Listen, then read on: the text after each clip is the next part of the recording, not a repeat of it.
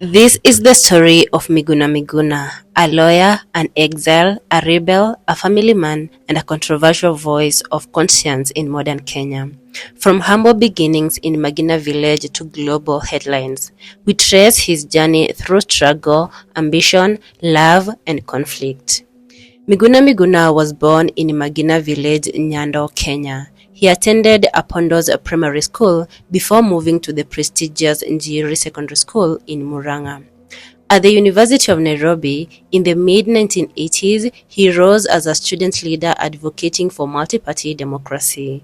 In 1987, under the repressive Moi regime, he was detained and expelled. Facing persecution, he fled on foot to Tanzania, then Switzerland, and by 1988, he was granted asylum in Canada. Canada marked a new chapter. Miguna earned a Bachelor of Arts in Political Science and Philosophy from the University of Toronto in 1990, a JD from Osgoode Hall Law School in 1993, and an LLM in 2001, all with distinction. He joined the Ontario Bar in 1995 and later became an advocate in Kenya in 2008. During exile, he coordinated pro-democracy lobbying through the Committee for Democracy in Kenya. Miguna returned to Kenya and became deeply involved in politics. He vied for ODM's Nyando parliamentary seat but lost in the primaries. He was nevertheless appointed senior advisor to Prime Minister Raila Odinga from 2009, handling coalition, constitutional and legal affairs. He also served as a joint secretary to the Grand Coalition's Permanent Committee.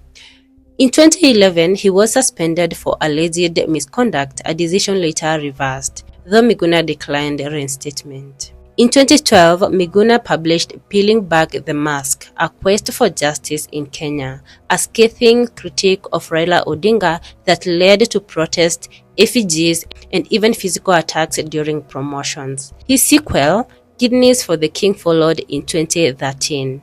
He declared his independence, ran and withdrew as Nairobi gubernatorial candidate in 2013 and later contested the 2017 election, contesting its legitimacy when claimed. In 2018, Miguna led a symbolic swearing-in of Raila Odinga as People's President, performed by Miguna himself. The ceremony triggered a harsh state response, media shutdowns, arrests, treason charges, a stripped passport, and forceful deportation.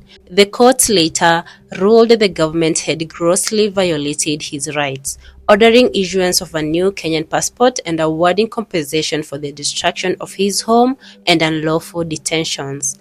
Attempts to return in Kenya in 2020 were blocked, defying court orders despite interventions by Canadian and Kenyan courts. Miguna has been married twice. His first wife was Tracy Winter, Caribbean-born and Canada-based, married him in the mid-1990s. They had two children, daughter Atieno Juma, born on July 14, 1995, and a son born December 4, 1996. The marriage lasted 2 years, ending by 1998. After returning to Kenya, he met Jane in 1998. They completed their traditional marriage ceremony on August 6, 2000. Jane moved to Canada later that year, and together they have 3 children, including twins and a daughter born in 2003. In February 2020, Miguna celebrated their 20th anniversary with his 3 daughters. In January 2024, he marked their 23rd anniversary, calling Jane his solid rock and praising her quiet, focused, and revolutionary nature. Jane has spoken candidly about the stress and worrying during Miguna's ordeals, especially for the sake of their teenage children. In total, Miguna has fathered 5 children. Miguna's life is one of defiance and love, a man marked by struggle and controversy, yet deeply rooted in his convictions and family bonds. From Miguna village to global courtrooms, from exile to public prominence, from lonely protests to private dinners with Jane and their children, his story is as complex as the nation he dares to confront.